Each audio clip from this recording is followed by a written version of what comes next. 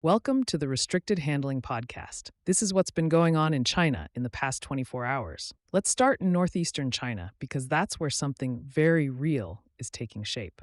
On February 9th, satellite imagery showed the People's Liberation Army Navy moving its first Type 09V guided missile nuclear submarine into the launch bay at Huludao Shipyard in Liaoning Province. This isn't just another hull in the water. The Type 09V is believed to carry 18 vertical launch system cells.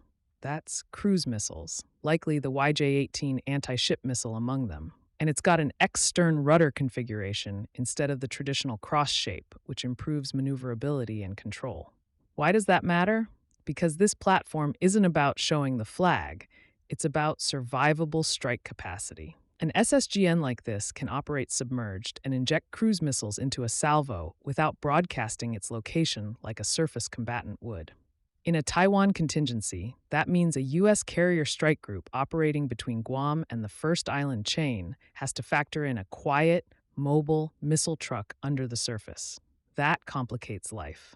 And the PLA is very intentionally layering that complication. Land-based anti-ship ballistic missiles, air-launched cruise missiles, surface combatants, and now an enhanced undersea component. It's not subtle, it's methodical. Now here's where things get interesting.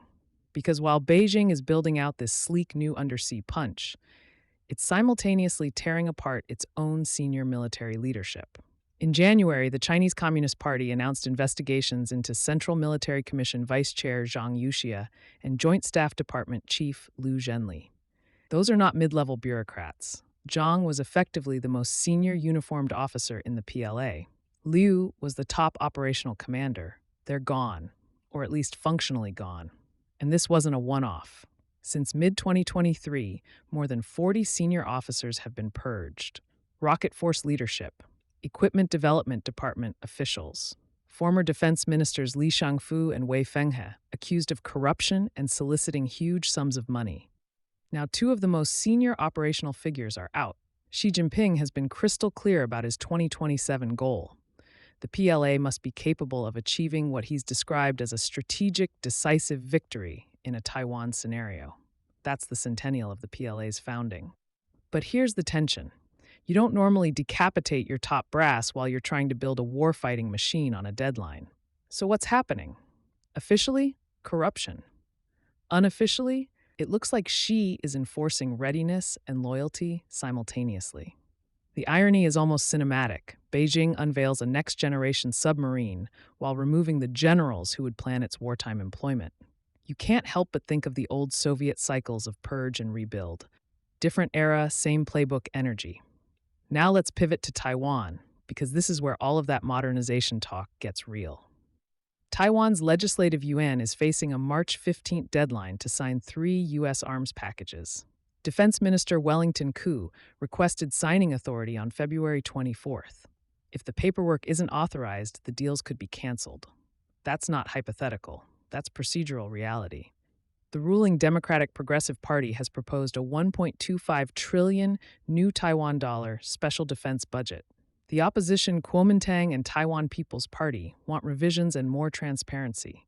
So Taipei is juggling domestic politics while the PLA is flying and sailing around the island at a sustained tempo. In the 24-hour period ending Sunday morning, Taiwan tracked 7 Chinese naval vessels and 1 balloon operating near the island.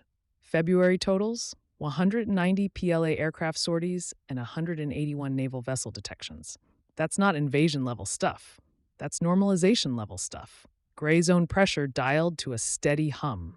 And Beijing didn't stop at Taiwan. On February 28th, PLA naval and air units conducted readiness patrols around Huangyandao, Scarborough Shoal, and according to Chinese state media, entered the area where joint patrols were being conducted by the Philippines, the United States, Japan, and Australia.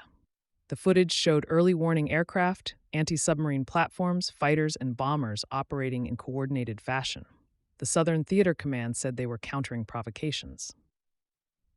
Translation: Beijing is signaling it can contest multinational patrols in the South China Sea at will.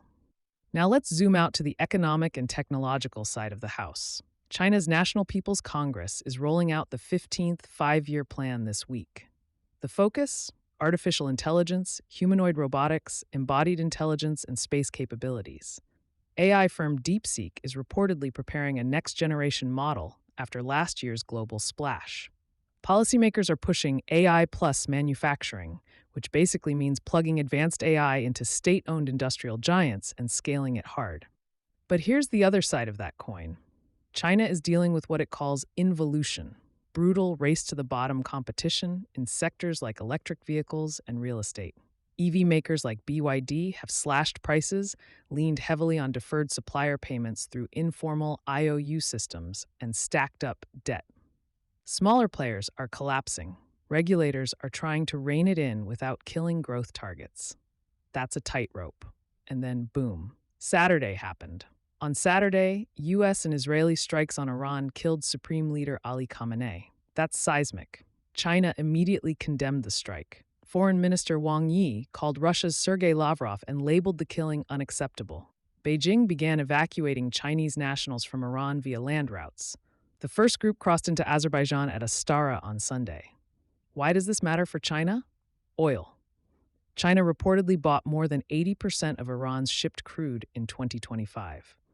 Discounted barrels from a sanctioned state are useful when you're powering a massive industrial and military apparatus.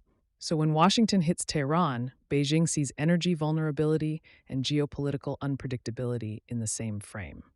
At the same time, China denied reports it was close to selling CM-302 supersonic anti-ship missiles to Iran. Spokesperson Mao Ning dismissed it as untrue.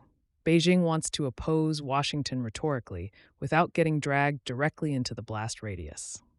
And finally, on Sunday, China's Ministry of State Security issued a warning about national security risks tied to third-party data hosting services. The trigger? A reported overseas cyber attack on a domestic e-commerce database. The ministry warned about foreign espionage groups targeting data hosting providers and sensitive procurement information. That's not just cyber hygiene. That's Beijing acknowledging that commercial data ecosystems are now strategic terrain. Thanks for listening and being part of the RH community. Please take a moment to leave a 5-star review. If you want to see some changes, email us at info@restrictedhandling.com. We also publish a daily written intel brief on Substack, where you'll find even deeper coverage of Russia and China, along with insights on Iran, the Middle East, and the DPRK.